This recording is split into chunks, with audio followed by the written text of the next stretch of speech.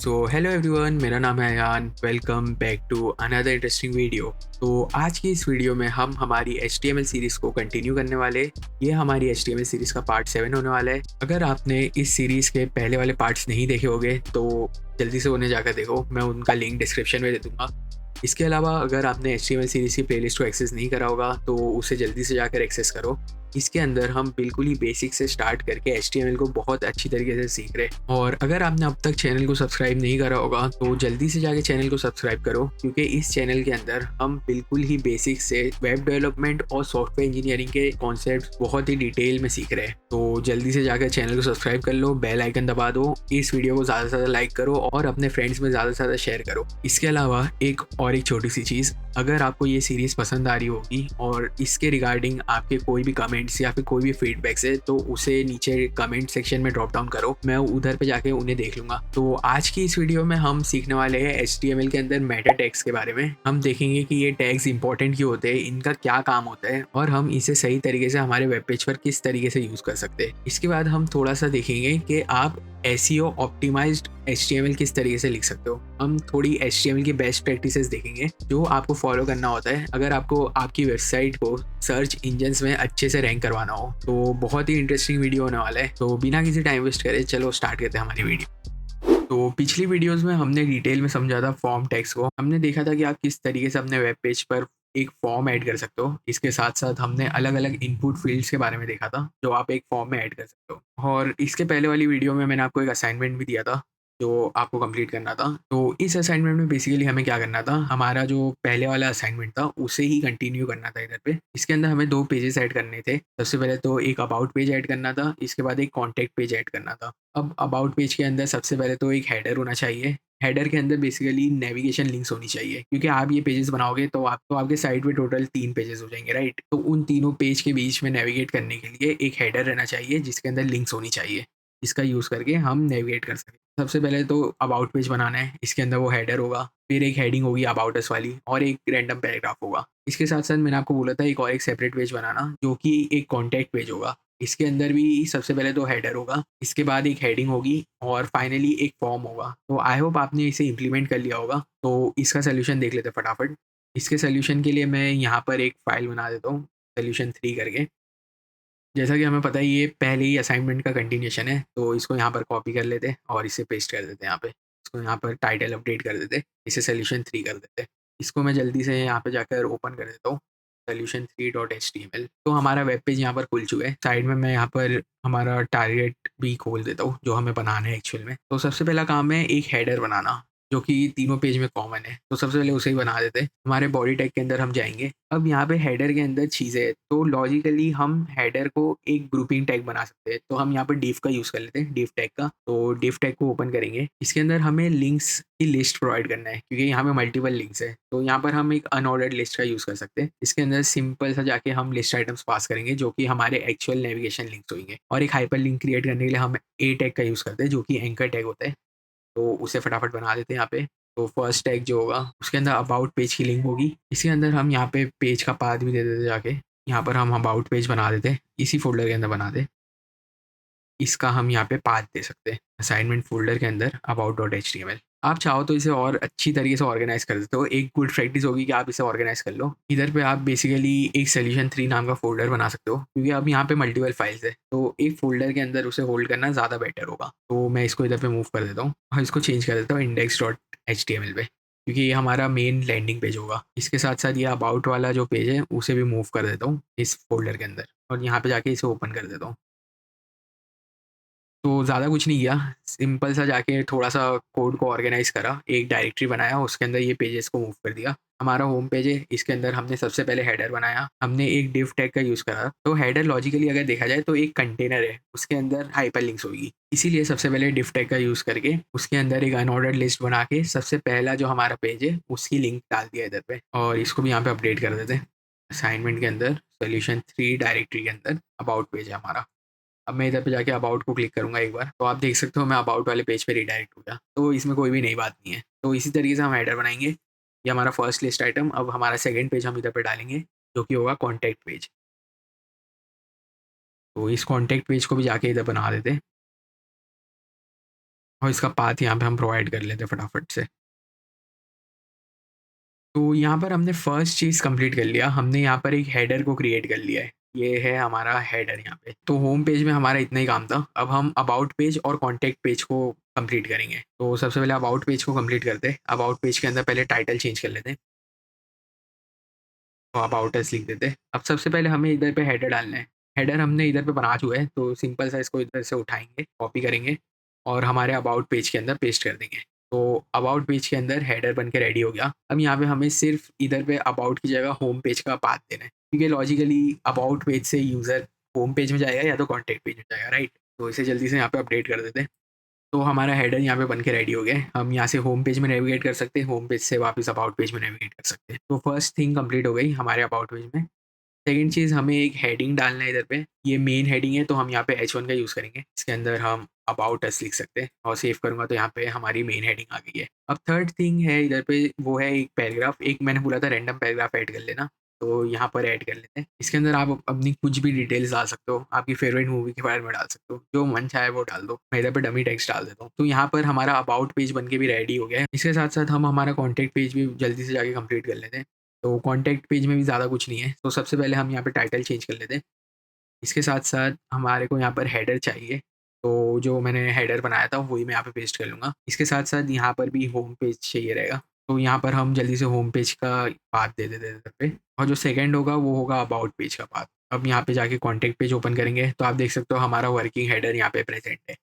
इसके बाद सेकंड चीज़ इसमें जो ऐड करना है वो है हेडिंग। सेम तरीके से जाके इधर पे H1 टैग खोलेंगे और एक हेडिंग ऐड कर देंगे। इसके बाद हमें एक फॉर्म बनाना है यहाँ पे। तो फॉर्म बनाने का भी एकदम सिंपल सा प्रोसेस है, हमने पिछली वीडियो में ही सीखा था। सबसे पहले हम फॉर्म टैग को ओपन करेंगे। एक्शन अभी एम्प्टी रख देते हैं, क्योंकि हमें डेटा कहीं पर भी भेजना नहीं है। तो इसके अंदर मैं कुछ भी फ़ील्ड्स इनटेक कर सकता हूँ। इस केस में हम एक फॉर्म बनाते हैं जहाँ पर यूज़र अपना नाम डालेगा, अपना ईमेल डालेगा और उसका क्वेश्चन डालेगा। तो 3 फ़ील्ड्स रहेगी इस फॉर्म में। सबसे पहले हम नेम फ़ील्ड बना देते हैं। इधर पे फॉर एट्रीब्यूट पास कर देते हैं। इसके साथ-साथ हम लेबल के अंदर प्रोवाइड कर लेंगे कि हमें नेम इनटेक करना है यूज़र से। तो यहाँ पर हमारा लेबल बन के रेडी हो गया। अब फ़ील्ड भी बना देते हैं। टेक्स्ट फ़ील्ड बनाना है हमें यहाँ पर। इधर पे थोड़े से एट्रीब्यूट्स भी ऐड कर देते हैं। तो सबसे पहले तो ये फ़ील्ड रिक्वायर्ड है, इसे यूज़र एम्प्टी नहीं छोड़ सकता है। इसके साथ-साथ थोड़ा-सा वैलिडेशन ऐड कर देते हैं। हमारे इनपुट में हमें मैक्स लेंथ चाहिए 20 कैरेक्टर्स की, और मिनिमम लेंथ 4 होनी चाहिए। एटलीस्ट 4 लेटर का उसका फुल नेम होना चाहिए। और सबसे इम्पोर्टेंट चीज़ जो हमें ऐड करना है वो है आईडी एट्रीब्यूट यहाँ पर, क्योंकि इसी से ही हम लेबल और हमारी इनपुट फील्ड को लिंक कर सकते हैं। तो आईडी में हम नेम डाल सकते हैं, और इसके साथ-साथ हम एक और एक एट्रीब्यूट का यूज़ करते हैं जनरली, जो कि होता है नेम एट्रीब्यूट। लेकिन यहाँ पर हम डेटा कहीं पे भेज नहीं रहे, तो इसे स्किप कर देते हैं। फर्स्ट फील्ड बन के रेडी हो गई है। सेकंड फील्ड में मैंने कहा था कि हम एक ईमेल लेंगे यूज़र का। तो इधर पे भी हम लेबल बना देते हैं सबसे पहले। अब इधर पे इनपुट फ़ील्ड बनाएँगे हम एक, और इसका टाइप रहेगा ईमेल का, क्योंकि हमें ईमेल इनपुट लेना है यूज़र से। नेम फ़ील्ड को हटा देते हैं, आईडी यहाँ पे पास कर देते हैं। इसके साथ-साथ ये भी रिक्वायर्ड है, इसका हम एक प्लेस होल्डर डाल देते हैं इधर पे यूज़र के लिए, ये एंटर योर ईमेल। सिमिलरली एक प्लेस होल्डर हम नेम वाली फ़ील्ड पे भी डाल देते हैं, एंटर योर फुल नेम। तो हमने यहाँ पर प्लेस होल्डर भी इनपुट कर दिया।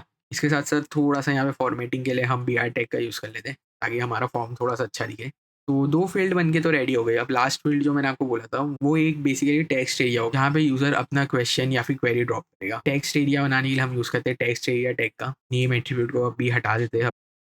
इसके साथ-साथ इसको यहाँ पर एक आईडी प्रोवाइड कर देते हैं और एक लेबल बना देते हैं जल्दी से। इसको मैं सेव करूँगा तो यहाँ पे आप देख सकते हो एक टेक्स्ट एरिया बन गया है। थोड़ा-सा हम बीआर टैग का यूज़ करके इधर पे स्पेसिंग ऐड कर देते हैं। तो यहाँ पर हमारी तीनों फ़ील्ड बन के रेडी हो चुकी है। इसके साथ-साथ फॉर्म में एक और एक इम्पोर्टेंट चीज़ होती है, वो होता है सबमिट बटन। तो हम यहाँ पर एक बटन बना देते हैं। इसके साथ-साथ इसमें टाइप हम प्रोवाइड करते हैं कि ये एक सबमिट बटन है। इधर पे बटन का टेक्स्ट हम लिख देते हैं। तो यहाँ पर हमारा सबमिट बटन भी बन के रेडी हो गया है। थोड़ा-सा मैं बीआर टैग ऐड कर देता हूँ। इसके साथ-साथ हम एक रीसेट बटन भी बना देते हैं। तो रीसेट बटन बनाने के लिए भी हम बटन एट्रीब्यूट का यूज़ करेंगे, और टाइप में हम डालेंगे रीसेट। यहाँ पर हम जाके सेव करेंगे तो आप देख सकते हो हमारा एक फॉर्म यहाँ पर बन के रेडी हो चुका है। तो बेसिकली यही था पूरा असाइनमेंट जो हमें यहाँ पे कंप्लीट करना था। अबाउट पेज और कॉन्टैक्ट पेज बनाना था। इसके साथ-साथ एक छोटा-सा फॉर्म बनाना था। तो ये चीज़ हमने यहाँ पर कंप्लीट कर लिया है। तो आई होप आपको ये असाइनमेंट बहुत अच्छी तरीके से समझा होगा। इस सीरीज़ का आप पूरा कोड एक्सेस कर सकते हो नीचे दिए गए लिंक पे, डिस्क्रिप्शन में मैंने लिंक डाल दिया हूँ, वहाँ से आप ये कोड को एक्सेस कर सकते हो। सिमिलरली अगर आपको कोई भी क्वेश्चन है तो उसे नीचे कमेंट में ड्रॉप करो, मैं वहाँ पर आपको रिस्पॉन्ड कर दूँगा। अब स्टार्ट करते हैं हमारी आज की वीडियो का टॉपिक। तो सबसे पहले हम यहाँ पर जाकर एक फ़ाइल बना देते हैं।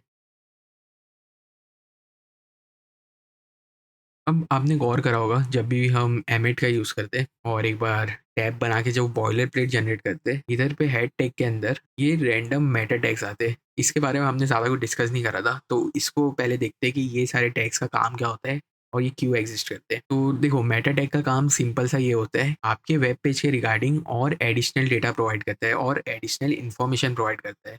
और ये इन्फॉर्मेशन प्रोवाइड करता है ब्राउज़र और सर्च इंजन्स को। अब इस टैग को आप अलग-अलग मेटा डेटा पास करने के लिए यूज़ कर सकते हो by simply changing their attributes. तो यहाँ पर हम डेमोंस्ट्रेशन देखते हैं। तो सबसे पहले जो बाय डिफ़ॉल्ट जनरेट होता है, वो होता है ये चार सेट एट्रीब्यूट के साथ। तो ये लाइन यहाँ पर जो ये लाइन है, ये डिफ़ाइन करती है कि आपका जो एचटीएमएल डॉक्यूमेंट है, वो किस तरीके से एन्कोडेड किया हुआ है। तो जो कॉमन एन्कोडिंग यूज़ होती है, वो होती है यूटीएफ-8। अगर आप यहाँ पर कैरेक्टर सेट नहीं डिफ़ाइन करते हो, तो आप रैंडम कैरेक्टर्स नहीं यूज़ कर सकते, जैसा कि इमोजी हो गया। इसके साथ-साथ आप कोई और लैंग्वेज के अरबिक, चाइनीज़ कैरेक्टर्स को नहीं यूज़ कर सकते हो। तो यहाँ पर हम यूटीएफ-8 यूज़ करते हैं, जो कि सिंपल सा ब्राउज़र को बताता है कि हमारा एचटीएमएल डॉक्यूमेंट यूनिकोड का यूज़ करके एन्कोड किया गया है। तो इसकी वजह से ब्राउज़र सिंपल सा समझ के यहाँ पर सही तरीके से टेक्स्ट को रेंडर कर पाता है। सिमिलरली जो सेकंड यहाँ पर मेटा टैग है, उसके अंदर आप देख रहे होगे कि अलग-अलग एट्रीब्यूट्स है। एक तो नेम एट्रीब्यूट है और एक कंटेंट एट्रीब्यूट है। ये दोनों एट्रीब्यूट का यूज़ करके हम जनरली मेटा टैग के अंदर डेटा डिफाइन करते हैं। तो यहाँ पर जो नेम एट्रीब्यूट है, इसका यूज़ करके हम बताते हैं ये मेटा टैग किस चीज़ की इन्फॉर्मेशन प्रोवाइड कर रहा है। और एचटीएमएल के अंदर यहाँ पर अलग-अलग नेम एट्रीब्यूट की वैल्यूज़ होती है, जिनका यूज़ करके आप अलग-अलग चीज़ों के लिए डेटा पास कर सकते हो। तो सबसे पहले तो यहाँ पे व्यू पोर्ट आ जाता है। तो यहाँ पर ये स्पेसिफाई करते हैं कि ये मेटा टैग व्यू पोर्ट के रिगार्डिंग डेटा प्रोवाइड करेगा और कंटेंट के अंदर हम एक्चुअल जो हमें डेटा प्रोवाइड करना है, इन्फॉर्मेशन प्रोवाइड करना है, वो पुट डाउन करते हैं। तो यहाँ पर ये मेटा टैग सिंपल सा ब्राउज़र को हेल्प करता है आपकी वेबसाइट को अलग-अलग डिवाइसेज़ में सही से डिस्प्ले करवाने के लिए, सही से स्केल करवाने के लिए। नहीं तो आपने देखा होगा कोई-कोई वेबसाइट्स बहुत ही छोटी हो जाती है ब्राउज़र में और बहुत सारे केसेज़ में बहुत ही ज़ूम्ड हो जाती है। तो ये लाइन बहुत इंपॉर्टेंट होती है, जिसका यूज़ करके सही तरीके से आपका ब्राउज़र आपकी वेबसाइट को अलग-अलग डिवाइसेज़ पे स्केल कर सकता है। तो यहाँ पर ये सिंपल सा बोलता है कि व्यू पोर्ट का जो विड्थ है, वो आपके डिवाइस के विड्थ के जितना कर दो। इसके साथ-साथ ये यहाँ पे बताता है कि इनिशियल स्केल को 1 रखो, मतलब ज़ूम इन भी नहीं करो और ज़ूम आउट भी नहीं करो। नॉर्मल जो स्केल है, नॉर्मल जो ज़ूम है, वो ही प्रिज़र्व करके रखो। तो ये काम हो गया यहाँ पर इस एलिमेंट का। सिमिलरली आप मेटा टैग का यूज़ करके अलग-अलग चीज़ें प्रोवाइड कर सकते हो। तो एक इम्पॉर्टेंट चीज़ जो होती है, वो होती है डिस्क्रिप्शन। आप यहाँ पर आपके वेब पेज का डिस्क्रिप्शन प्रोवाइड कर सकते हो। इन शॉर्ट आप इस वेब पेज का यहाँ पर डिस्क्रिप्शन प्रोवाइड कर सकते हो। तो यहाँ पर हम लिख सकते हैं कि this is my first portfolio website. तो यहाँ पर आप देख सकते हो छोटा-सा डिस्क्रिप्शन प्रोवाइड करना है। तो ये एलिमेंट यहाँ पर बहुत इंपॉर्टेंट होता है। इसके साथ-साथ आप मेटा टैग के अंदर ऑथर प्रोवाइड कर सकते हो। इसके अंदर आप स्पेसिफाई कर सकते हो कि ये पेज को बनाया किसने है। तो यहाँ पर मैं अपना नाम डाल देता हूँ इधर पे। सिमिलरली आप यहाँ पर कीवर्ड्स भी प्रोवाइड कर सकते हो अपने वेब पेज के रिगार्डिंग। तो कंटेंट के अंदर जाके आप अपने कीवर्ड्स लिख सकते हो। पहले के टाइम पे ये कीवर्ड्स इंपॉर्टेंट होते थे एसईओ के रिगार्डिंग, अब लेकिन ये इतने इंपॉर्टेंट नहीं है। ये जनरली रिडंडेंट हो गया है, इसे आप स्किप भी कर सकते हो। तो ये थे थोड़े बहुत मेटा टैग्स के बारे में। बेसिकली आइडिया सेम है। मेटा टैग का काम ये होता है कि आपके वेब पेज के रिगार्डिंग और एडिशनल इन्फॉर्मेशन प्रोवाइड कर सको, जो कि आप डायरेक्टली बॉडी में नहीं बता सकते हो। इसके अलावा और भी यूज़ केसेस होते हैं मेटा टैग के, लेकिन अभी के लिए इतनी इन्फॉर्मेशन आपके लिए मोर देन इनफ है। इसके साथ-साथ यहाँ पे एक टाइटल टैग भी होता है हेड के अंदर, जो हमने पहले भी समझा था। टाइटल टैग का काम ये होता है कि आपके वेब पेज के लिए एक टाइटल प्रोवाइड कर सको आप। तो इधर पे आप जो भी लिखते हो, वो ये टैब के अंदर जो टेक्स्ट है उधर पे रिफ्लेक्ट करता है। फॉर एग्ज़ाम्पल मैं इस पेज को जल्दी से ओपन कर देता हूँ यहाँ पे।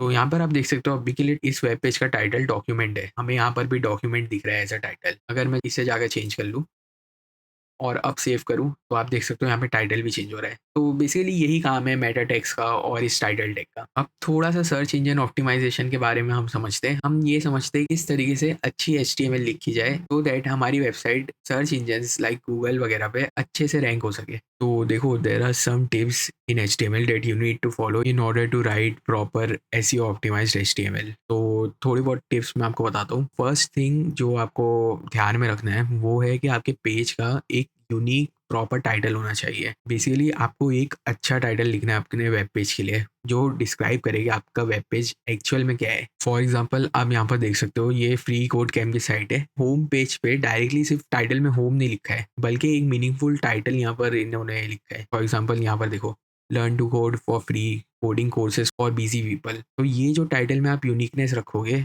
और सेल्फ एक्सप्लेनेटरी टाइटल जो होगा, वो हेल्प करेगा आपकी वेबसाइट्स को अच्छे से रैंक करने के लिए सर्च इंजन्स में। तो ये तो हो गई फर्स्ट टिप। तो सबसे पहले आपको क्या करना है, सबसे पहले you need to provide a meaningful title to your web page.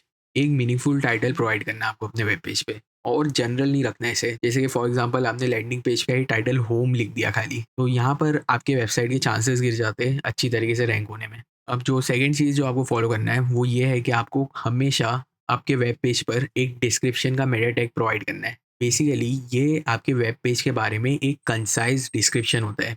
इसके अंदर स्पेसिफाई होता है कि ये पेज किस बारे में है। इसके अंदर एक मीनिंगफुल डिस्क्रिप्शन होता है आपके पेज के रिगार्डिंग, और ये बहुत इंपॉर्टेंट होता है जब भी आप एक वेबसाइट को ऑप्टिमाइज कर रहे हो सर्च इंजन में अच्छी रैंकिंग के लिए। तो second cheese is always provide a concise description in Meta tags. अब इसके बाद और भी चीज़ें हैं। सबसे पहले तो जब भी आप HTML का कोड लिखते हो तो आपको टैग्स प्रॉपर्ली क्लोज करना है। ऐसा नहीं कि आप बस रैंडमली कुछ भी गए और ब्रोकन HTML लिख दिया, आपने H1 टैग खोला लेकिन उसे क्लोज ही नहीं करेगा अभी। इसके साथ साथ आप सेल्फ क्लोजिंग टैग जब भी लिखते हो तो आपको उसे at the end of the tag आपको एक फॉरवर्ड स्लैश प्रोवाइड करना पड़ता है। Then you have to pass the closing angular bracket. तो ये है प्रॉपर तरीका एक सेल्फ क्लोजिंग टैग को लिखने का। इसके अंदर ये चीज़ इंपॉर्टेंट होती है। तो ये जो छोटी मोटी चीज़ें है वो भी इम्पेक्ट करती है आपकी वेबसाइट के एसईओ को। अब बेसिकली थर्ड जो है वो आपको always right proper and valid HTML। आपको कहीं पे भी ब्रोकन HTML नहीं लिखना है, कहीं पे भी खुले टैग नहीं छोड़ना है, और एज अ गुड प्रैक्टिस आपको सेल्फ क्लोजिंग टैग के एंड में भी आपको एक फॉरवर्ड स्लैश प्रोवाइड करना है। इसके बाद एक जो कॉमन मिस्टेक लोग करते हैं वेबसाइट बनाते वक्त, वो ये है कि वो हेडिंग्स की हायरार्की सही से नहीं फॉलो करते। उनके एक सिंगल वेब पेज पर हो सकता है मल्टीपल H1 हेडिंग होती है। अब लॉजिकली आप ये सोचो, H1 हेडिंग का काम क्या रहता है, वो आपके वेब पेज की मेन हेडिंग को स्पेसिफाई करता है, और मेन हेडिंग लॉजिकली सिर्फ एक ही हो सकती है, राइट। उसके बाद जो हेडिंग आएगी वो उस H1 के अंदर होगी, H2 लेवल वाली हेडिंग्स होगी। तो आपको हमेशा हेडिंग्स की हायरार्की मेंटेन रखना है। आपको ये इंश्योर करना है कि आप सही जगह पे सही हेडिंग्स का टैग यूज़ कर रहे हो, कंटेंट की हायरार्की के हिसाब से हेडिंग टैग्स का यूज़ कर रहे हो। तो जो फोर्थ चीज़ इधर पे आती है वो होती है always ensure the hierarchy of the headings. इसके साथ साथ एक इम्पॉर्टेंट चीज़, आपको जब भी आप कोई इमेज टैग का यूज़ करते हो तो उसके अंदर आपको अल्ट एट्रीब्यूट को हमेशा प्रोवाइड करना है। इससे सर्च इंजन को पता चलता है कि ये इमेज जो आपके वेब पेज पर डिस्प्ले हो रही है वो किस चीज़ के लिए है, और इसी वजह से आपके चांसेस और इंक्रीज हो जाते हैं अच्छी तरीके से रैंक करने का। तो कभी भी आप इमेज टैग यूज़ करते हो तो मेक श्योर करना कि आप इस अल्ट एट्रीब्यूट के अंदर एक वैलिड वैल्यू पास करो। तो यहाँ पर हमारा फिफ्थ पॉइंट हो जाएगा कि always pass a valid alt attribute in image tag। अब इसके बाद आप थोड़ा सा ये समझो कि एसईओ काम किस तरीके से करता है। गूगल पे हो सकता है एक पर्टिकुलर चीज़ के लिए ही बहुत सारी वेबसाइट्स है, एक सेम कंटेंट बहुत सारी वेबसाइट दिखा रहे हैं। तो गूगल को कोई ना कोई तरीके से सबसे अच्छी जो वेबसाइट है, सबसे रेलेवेंट जो वेबसाइट है, उसे एट द टॉप दिखाना होता है। तो इसी चीज़ के लिए सर्च इंजन्स के पास उनके पास अपने क्रॉलर्स होते हैं।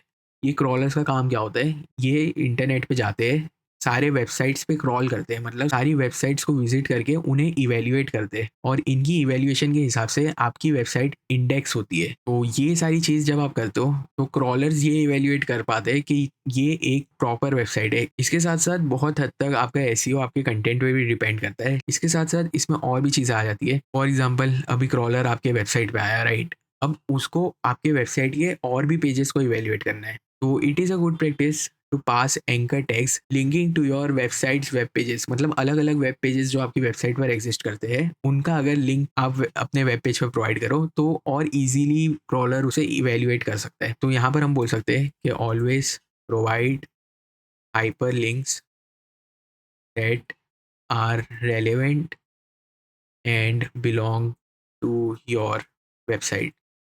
अब इन चीज़ों के बाद एक इम्पॉर्टेंट चीज़ आती है, वो होती है ऑलवेज राइट सिमेंटिक HTML। अब ये सिमेंटिक HTML क्या होती है, इसे समझते हैं। तो यहाँ पर मैं एक वेबसाइट खोल देता हूँ, इसमें आप देख सकते हो a semantic element clearly describe its meaning to both the browser and the developer. अब जब आप एक वेबसाइट पे विजिट करते हो, उसमें अलग अलग सेक्शंस होते हैं। उसमें एक हेडर हो सकता है, एक नेव बार हो सकता है, सिमिलरली एक फूटर हो सकता है नीचे, और इसके साथ साथ मेन कंटेंट होता है पेज का। सिमिलरली कोई कोई पेजेस में आप देखते हो कि एक एडवर्टाइजमेंट दिखाती रहती है, राइट। तो ये सारी चीज़ अगर आप सोचो, तो इसको हम एक कंटेनर बना सकते हैं। और कंटेनर के लिए हमने देखा था कि हम जनरली डिव टैग यूज़ करते हैं। लेकिन इससे पहले मैंने आपको बताया था कि डिव टैग का कोई भी सिग्निफिकेंट मीनिंग नहीं होता है ब्राउज़र के लिए। इसका सिंपल सा मीनिंग है कि डिव का यूज़ करने से सिर्फ ग्रुपिंग कर सकते हैं। वो ब्राउज़र को ये नहीं बता सकता है कि ये सेक्शन जो है, ये जो कंटेनर मैंने यहाँ पर बनाया हो डिव टैग का यूज़ करके, ये एक हेडर है।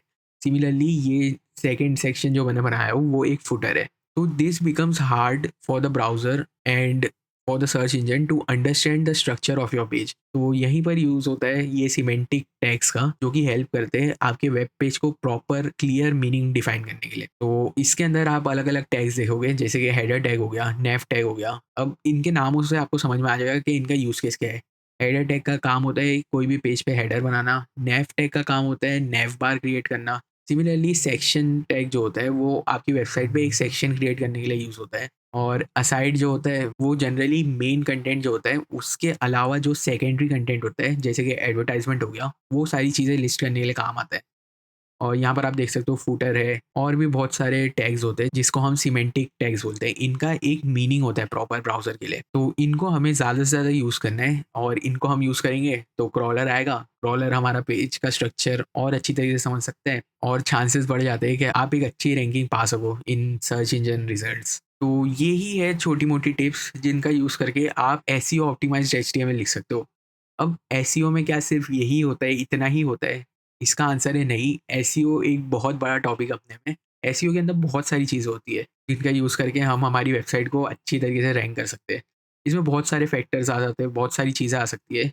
लेकिन एज़ अ डेवलपर ये जो चीज़ें मैंने आपको बताया, ये बेयर मिनिमम है, ये बेसिक्स है, जो आपको फ़ॉलो करना है जब भी आप एक वेबसाइट बनाओगे वेब पर। और इसके साथ-साथ अभी के टाइम पे कोई भी वेबसाइट का एसईओ करना, बेसिक एसईओ करना बहुत ईज़ी हो गया है यूज़िंग वेरियस एआई टूल्स। जैसे कि अगर आप कर्सर का यहाँ पे चैट खोलोगे और इधर पे प्रॉम्प्ट लिखोगे कि can you please do SEO optimisation for my website, ये बहुत हद तक आपको वैलिड ऑप्टिमाइजेशंस प्रोवाइड कर देगा, जिससे आप सर्च इंजन्स में अच्छी रैंकिंग हासिल कर सको। लेकिन आपको ये सब पता होना बहुत ज़रूरी है। सिमिलरली आप एसईओ को और एक्सप्लोर कर सकते हो अपने एंड से। इसमें बहुत सारी चीज़ें आती है। एसईओ एक खुद में बहुत डीप टॉपिक है। तो ये थी पूरी कहानी मेटा टेक्स्ट के बारे में, और थोड़ा सा इंट्रोडक्शन टू एसईओ एंड किस तरीके से आप ऑप्टिमाइज्ड एचटीएमएल लिख सकते हो। इसके बाद हम हमारा असाइनमेंट देख लेते हैं। हमारा असाइनमेंट क्या है आज का? तो आपको असाइनमेंट में क्या करना है,